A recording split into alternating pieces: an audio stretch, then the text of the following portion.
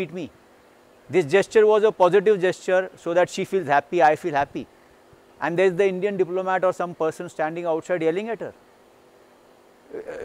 We in India and Pakistan are supposed to subsequently forget our enmity and go in a positive direction, or it is supposed to keep on hanging around and lingering around like this.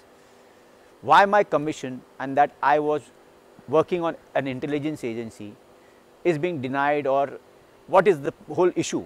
Okay, I was doing a business, cover business, that's okay. I stand up by that, that I was doing something for RAW and I'm a soldier, I was doing something for my country, I have done this. Law enforcing agencies are going about that. But my mother and wife have been really battered and troubled and brought here. I have thought they have been beaten all along in the scene. This is not done this way. This is not a pleasant thing. It was supposed to be a very pleasant thing, but my mother went under shock. She is saying, no, this can't be said, and what is this? And I am really thankful for the whole process of both the governments, Indian government and the Pakistani government. But this is, I am really feeling very sad that my mother was in a very bad threatened position.